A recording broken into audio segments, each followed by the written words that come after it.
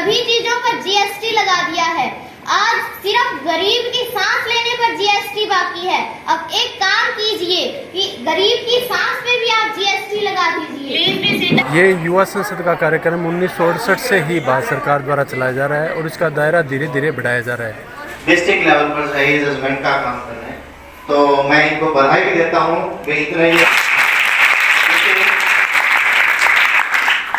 प्रधानमंत्री का रोल मिला है और मैं रियलिटी में चाहती हूँ कि मैं कभी इस देश की प्रधानमंत्री बनूं। और मैं मंत्री जी से गुजारिश करूंगी कि संसद को आंकड़े मत गिनाइए। देश के गरीब, मजदूर, किसान व बेरोजगार को रोटी चाहिए, उसके हाथ को काम चाहिए। उसे आंकड़े समझ में नहीं आते मंत्री जी, उसे सीधी बात समझ में आती है और वो यह है कि उसकी जेब से क्या निकल रहा है और उसके बदले में उसे क्या मिल रहा है। आज आपने दूध, दही, छाछ, दही, घी, कॉपी, किताबें आदि सभी चीजों पर जीएसटी लगा दिया है। आज सिर्फ गरीब की सांस लेने पर जीएसटी बाकी है। अब एक काम कीजिए कि गरीब की सांस पे भी आप जीएसटी लगा दीजिए। पूरा प्रश्न मिस मोनिका। नमस्कार, मैं नरेश बेनीवाल और आप देख रहे हैं चोपटा प्लस। चोपटा प्लस में आपका स्वागत है।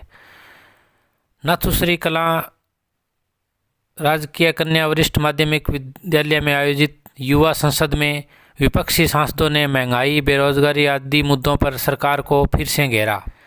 राजकीय कन्या वरिष्ठ माध्यमिक विद्यालय नाथुश्री कला में जिला स्तरीय प्रतियोगिता के लिए युवा संसद का आयोजन किया गया, जिसमें विद्यालय के 50 छात्राओं ने मंत्रियों, सांसदों और विपक्षी दल के रूप में रोल प्ले किया। संसद में विशेष आमंत्रित सदस्य के रूप में सर्वसम्मति से निर्वाचित सरपंच रीटा कासनिया, समाज सेवी जगतपाल कासनिया ने शिरकत की। स्कूल के प्राचार्य सतबीर डिडारिया ने बताया कि इससे पहले राजकीय कन्या वरिष्ठ माध्यमिक विद्यालय नाथुश्री कला की छात्राओं ने खंड स्तरीय युवा संसद प्रतियोगिता में प्रथम स्थान हासिल किया है। अब जिला स्तरीय प्रतियोगिता के लिए स्कूल में संसद का आयोजन किया गया। प्रधानमंत्री का रोल मिला है और मैं रियलिटी में चाहती हूँ कि मैं कभी इस देश की प्रधानमंत्री बनूं। और ये जो हमें जो मौका मिला है, मैं इसे बहुत ही अच्छे से निभाने का प्रयत्न किया है मैंने, और मैं आशा करती हूँ कि हमारी भी कोई पोजीशन आए। Thank you. ये एक सवाल है कि क्या एजेंडा रहेगा अगर आप भविष्य में प्रधानमंत्री बनती हैं, क्या सोचती हैं? मैं बहुत सारी नीतियाँ लाऊंगी और जो महिलाओं के लिए बहुत सारे जो कानून हैं वो भी बनाऊंगी। और जो कई गाँव में जो है स्कूलों की बहुत ज़्यादा कमी है, तो मैं स्कूल भी खुलवाने की कोशिश करूंगी। मेरा नाम तनिषा है और मैं 9वीं कक्षा में छात्र हूँ। आज आप प्रदेश मंत्री बनी, क्या फील किया, कैसी आपको लगा, क्या प्रोटोकॉल होता है, कैसे काम किया जाता है देश के लिए? फीलिंग तो बहुत अच्छी आई, पर मुझे नहीं लगता कि हमारा देश अब आज जहाँ तक होना चाहिए था वहाँ तक अभी पहुँचा है। तो हम कोशिश करेंगे कि हम कुछ बनकर देश को महिलाओं के लिए, महिलाओं के साथ बढ़कर आगे बढ़ाएं। धन्यवाद।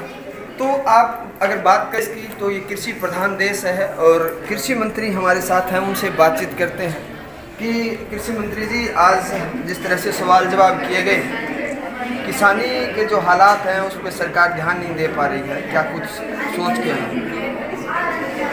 मेरा नाम ममता है और मुझे कृषि मंत्री का रोल मिला है।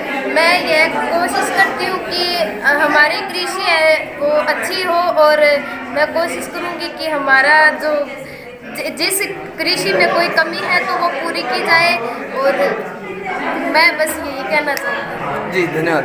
ये सरकार बनती है तो क्या सोच रखते हैं?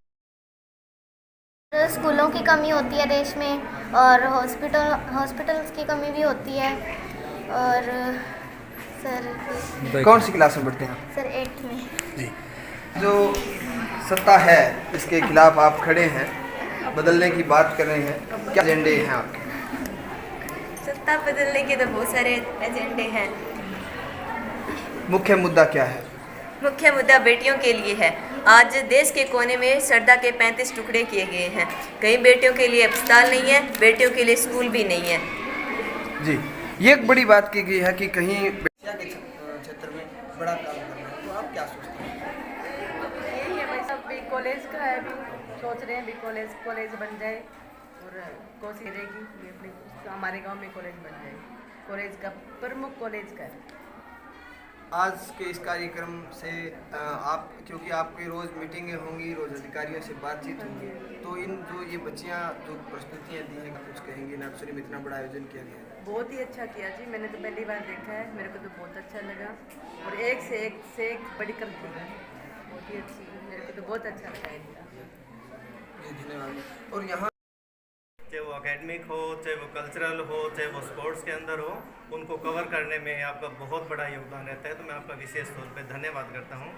और आज का जो आयोजन जो था यूथ पार्लियामेंट का, ये डिस्ट्रिक्ट लेवल का इवेंट था और डिस्ट्रिक्ट के अंदर यदि बच्चे हमारे पोजीशन इनकी आती है फर्स्ट पोजीशन, तो आगे ये मंडल स्तर पर ये बच्चे जाएंगे।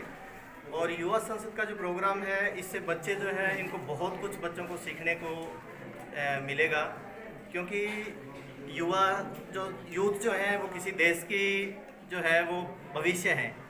तो इसीलिए आज का जो प्रोग्राम है, इससे मैं संसद के अंदर जो है कैसे संसद की कार्रवाई चलती है, कैसे अलग अलग मंत्रालय जो है वो डिफरेंट जो है डिपार्टमेंट्स के अंदर कैसे काम करते हैं, अपोजिशन जो है वो कैसे मुद्दे उठाता है, तो ये सारी की सारी चीज़ें और सारे ज्वलंत मुद्दे जो आज के टाइम देश के अंदर कौन कौन से ऐसे मुद्दे हैं, वो सारी चीज़ें जो है बच्चों ने सीखी है और सारे मुद्दे जो हैं वो बच्चों ने जो है उसको छुआ है। और देश के अंदर जो भी गंभीर समस्याएं हैं वो विपक्षी सदस्यों के तौर पर जो है वो भरपूर इन्होंने उन मुद्दों को उठाया है। तो इससे युवा संसद से इन बच्चों को तो सीखने को मिलेगा और दूसरे भी जहाँ भी मतलब इस तरह का जो है ये एक्टिविटीज़ जो यूथ पार्लियामेंट की है, इससे एक वाइड मैसेज जो है वो जाएगा, क्योंकि जो मुद्दे इन्होंने उठाए हुए हैं वो न्यूज़ कवरेज के अंदर भी होगा, तो पब्लिक के अंदर भी एक यूथ पार्लियामेंट जो है उससे एक अच्छा मैसेज हो जाएगा कि कैसे जो है वो जो देश के मुद्दे हैं वो बच्चे जो है वो कैसे बेखूबी उन मुद्दों को जो है बच्चों को भी उस चीज़ की नॉलेज है और बड़े अच्छे। ये युवा संसद का कार्यक्रम 1968 से ही भारत सरकार द्वारा चलाया जा रहा है और इसका दायरा धीरे धीरे बढ़ाया जा रहा है। मैं शीला जी व सुभाष जी SCRT गुड़गांव की तरफ से निर्णायक मंडल में हैं। पहले यहाँ अपने सिरसा ज़िला में 7 ब्लॉक में, हर ब्लॉक में 4 स्कूल करके इस तरह से 28 स्कूलों में हमने दौरा किया और उनमें से हमने 8 टीमें निकाली, वो डिस्ट्रिक्ट लेवल की थी। अब डिस्ट्रिक्ट लेवल पर आज ये 7वां स्कूल है और इसके बाद गुड़िया जाएंगे और इस 8 स्कूलों में से कोई एक टीम होगी जो आगे डिस्ट्रिक्ट से कमिश्नरी लेवल पर जाएगी। तो बच्चों का रिस्पांस बहुत अच्छा है और सबसे बड़ा फ़ायदा ये है कि बच्चों को सब्जेक्ट का ज्ञान है वो प्रैक्टिकल रूप से मिल रहा है और बच्चों को एक डेमोक्रेसी को मजबूत करने का सबसे अच्छा और सुंदर तरीका ये होता है कि उस देश के विद्यार्थी पढ़ाई से, ज्ञान से, डेमोक्रेसी ज्ञान से सुसज्जित हों और इसके कारण बच्चों का इसके पार्लियामेंट के सिस्टम के बारे में, कानून कैसे बनते हैं, प्रधानमंत्री का क्या काम है, विदेश मंत्री का क्या काम है, इस तरह की बातें ये देखिए हम किताबों में पढ़ते हैं और उसके प्रैक्टिकल में इधर देखते हैं तो रात दिन का फर्क होता है और बच्चों के लिए ये अस्मरणीय बन जाता है। जी धन्यवाद सर। हमारे साथ मैडम है और मैडम से बात करें। मैडम, अब की बार जिस तरह से हरियाणा पंचायती राज का चुनाव हुआ है तो महिलाओं को बड़े लेवल पे मौका मिला है और महिलाएं सर्वसम्मति से चुन के भी आई हैं। क्या कुछ आज युवा संसद भी हुई है, क्या कुछ कहें?